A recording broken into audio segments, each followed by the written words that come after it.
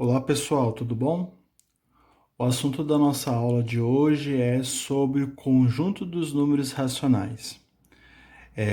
Só para a gente revisar aí um pouquinho, nós já trabalhamos aí, né, ao longo dos nossos anos letivos, o conjunto dos números naturais, né, que são todos os números positivos, né, 0, 1, 2, 3, 4, 5, 6, 7, 8, 9, 10, infinitamente. Já trabalhamos com o conjunto dos números inteiros, né?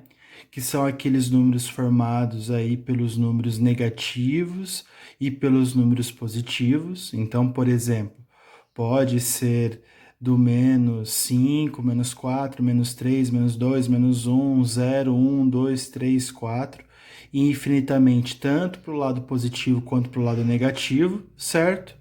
E agora nós falaremos aí do conjunto dos números racionais, que são formados aí pelos números positivos, pelos números negativos, então pode ser o mais um, o menos um, mas agora também no conjunto dos números racionais vão aparecer para a gente aí os números que são fracionários, ou seja, as frações, e em números decimais, né? Que são os números com vírgula.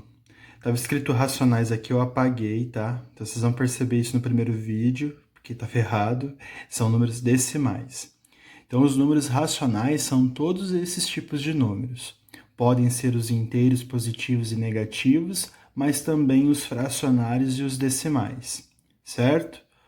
Bom, quando eles são fracionários, pessoal, o que a gente vai perceber, né?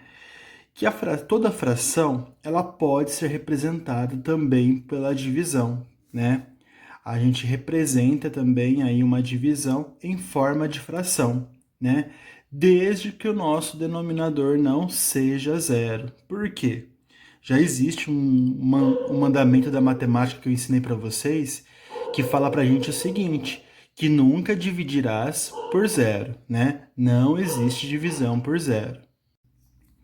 Então, por exemplo, nós temos aqui algumas divisões, né, que nós já estudamos, e o nosso objetivo aqui é transformá-las em frações, certo? Muito simples.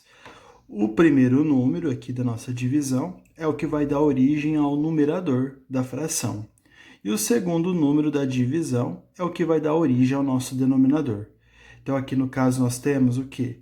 Mais 15 dividido por mais 5. Então, como que a gente representa isso? A gente coloca o mais 15 em cima, o tracinho da fração e o mais 5 embaixo, beleza? Então, ficou assim, mais 15 mais quintos, certo? Só que ao invés de a gente utilizar dois sinais aqui de positivo, né, para esta fração, a gente vai aprender agora, então, a deixar essa fração com um sinal só. Ou ela vai ser positiva ou ela vai ser negativa. E aí, como que a gente vai fazer isso? A gente vai simplesmente pegar e fazer a regrinha dos sinais. Então, mais com mais dá mais. E aí fica 15 quintos. E aí coloca só um sinal, que também é a mesma coisa, significa a mesma coisa, que ambos os números são positivos, beleza? No segundo exemplo, nós temos 27 positivo dividido por menos 3. Então, a gente coloca 27 positivo em cima e menos 3 embaixo, no denominador. Para deixar a fração só com um sinal, o que a gente faz? Mais com menos dá menos. Então, 27, menos 27 terços. Beleza? No terceiro exemplo, nós temos mais 19 menos 1. Então, mais 19 em cima e menos 1 embaixo. Para deixar ela com um sinal só, mais com menos, menos, 19 sobre 1, certo? Aqui na letra D, menos 8 e mais 7. Então, menos 8 em cima, mais 7 embaixo. Para deixar só com o sinal, menos com mais, menos. Então, menos 8 sétimos. E na letra E, 0 em cima e mais 5 embaixo. 0 é neutro, então ele pode ser positivo ou negativo, dependendo da situação dele ali, né? Então, aqui, mais com neutro dá mais mesmo. Então, 0 quintos. Beleza? Muito simples de entender, né, pessoal? E o que a gente percebe? A gente percebe que dessas frações aqui, que foram formadas, que são as divisões, elas podem ter solução exata ou não, né? No caso da letra A, se a gente quisesse resolver, a gente conseguiria descobrir a solução dela, né? Era só colocar um sinalzinho de igual aqui na frente e fazer. 15 dividido por 5 daria 3. Aqui na letra B, menos 27 dividido por 3, daria, só que é menos 27, né? Dividido por mais 3, daria menos 9. Menos 19 dividido por 1, daria menos 19. 0 dividido por 5, daria 0. Apenas a letra D aqui não teria uma solução exata, né? Porque seria 8 dividido por 7, e 8 não tem na tabuada do 7. Então, daria aí um número quebrado, um número com vírgula, um número decimal, certo? Bom, isso é exatamente assunto do nosso primeiro tópico, né? De transformações. Então, a gente vai perceber que o nosso conteúdo inicial aí dos números racionais, ele é bem revisional aos conteúdos de frações e números decimais que nós estudamos lá no sexto ano. Então, a gente tem que prestar atenção, relembrar os conteúdos que nós vimos lá do sexto ano, para poder ir acompanhar bem aí o conteúdo que trabalharemos agora aí, referente ao conjunto dos números racionais, certo? Não é difícil, então, é só prestar um pouquinho de atenção que aí a gente caminha bem. Bom, o primeiro item aí são as transformações de número fracionário em números decimais. Então, pegar estas frações aqui todas e transformá-las em números decimais. Então, pessoal, há duas maneiras de nós transformarmos, né, as frações em decimais. Eu vou explicar a primeira forma, né? Então, a primeira forma é o seguinte: toda vez que as nossas frações elas tiverem denominador 10, 100, não coloquei aqui 1000 mais 10.000, né? Todas na base 10, toda vez que nós tivermos frações assim, a gente é muito simples de transformar ela em número decimal. O que a gente faz? Então, a gente copia o número de cima do jeito que ele é. Então, no caso aqui é 3, não é? Então, a gente copia o 3 um pouquinho longe do sinal de igual, porque a gente vai completar com o número de trás para frente, tá? Então, a gente copia o número de cima do jeito que ele é e observa aqui no denominador a quantidade de zerinhos que esta fração tem. No caso aqui, é um zerinho, não é? Então, quer dizer que ele vai andar de trás para frente uma casa. Então, uma casa andou para o 3. A gente coloca a vírgula e acrescenta 0. Então, 3 décimos em fração fica 3 décimos em forma decimal, desse jeito. Beleza? Muito simples. Vamos fazer o segundo exemplo. Quem que é o número de cima? Menos 5, né? Então, vai colocar só o sinalzinho de menos aqui na frente, mas o 5 vai colocar lá atrás, né? Porque a gente vai completar com zeros ou vírgula aqui na frente. Então, 5 e o sinalzinho de menos porque ele é negativo. Observa embaixo, quantos zerinhos ele tem embaixo aqui na fração dele? 1, 2. Quer dizer, então, que ele vai andar de trás para frente 2 casas. Então, uma casa do 5.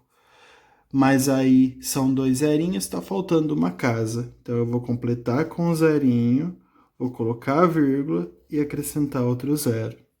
Então, está desfocando, voltou. Então, menos 5 centésimos em fração fica menos 5 centésimos em decimal. Beleza? Próximo exemplo. Quem que é o número de cima? 143. Então, copia o 143. beleza?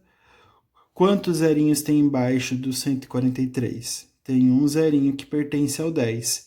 Então, de trás para frente, lá no final, a gente vai andar uma casa, porque é um zerinho. Então, uma casa, a vírgula vem aqui, entre o 4 e o 3, beleza? Então, 143 décimos em forma de fração fica, em número decimal, 14 décimos, 14 inteiros, desculpa, e 3 décimos, beleza? Muito simples aí de entender.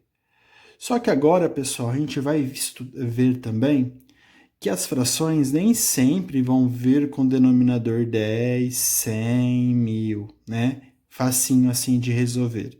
Às vezes elas vão vir com número comum. E aí, quando ela vier com número comum, como que a gente transforma, então, as frações em números decimais? A gente divide o número de cima pelo número de baixo. Então, no caso aqui deste exemplo, a gente vai dividir o 3 por 4. Então, faz aqui no canto, né, onde não possa atrapalhar, e vamos dividir. 3 dividido por 4. Bom, 3 é um número menor que 4, não dá para dividir. Então, a gente coloca um zero aqui, porque não dá para dividir. E aí, como que a gente resolve? Acrescentando zerinho. Eu gosto de colocar sempre um zerinho pintadinho diferente, porque é este zerinho pintadinho que dá origem a quem? A vírgula. Então, agora formou o número 30. 30 tem na tabuada do 4, pessoal? Não tem. Mas tem o 28, que é quanto? É 7, né? Então, 7 vezes 4, 28, para chegar no 32. Acrescenta zero de novo, mas agora não precisa colocar vírgula, porque a gente já colocou. 20. 20 tem na tabuada do 4? Tem, né? Que é quanto? É 5. 5 vezes 4, 20, para 20 nada.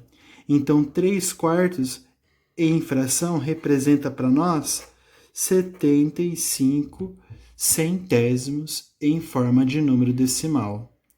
A mesma coisa no próximo exemplo, 2 terços. Para transformá-lo em número decimal, aí está desfocando de novo. Então, olha lá, a gente pega o número 2 e divide por 3. Mesmo esquema, pessoal. 2 é um número menor que 3, então não dá para dividir. Então, vem um zero aqui. Acrescentou zerinho pintadinho, vem a vírgula. 20 tem na tabuada 3? Não tem, mas tem quem mais próximo e mais baixo? O 18, que é 6. 6 vezes 3, 18, para 22. Acrescenta zero. Formou 20. 20 dividido por 3, mesmo esquema, dá 6. Sobra 2. O que aconteceu aqui, pessoal? A gente vai sempre dar resultado 2, resto 2, 2, 2, vai ficar acrescentando zero, e aqui no nosso quociente sempre vai dar 6, 6, 6, 6, 6, né? Toda vez que isso acontecer, nós já estudamos, isso aqui é chamado de dízima periódica,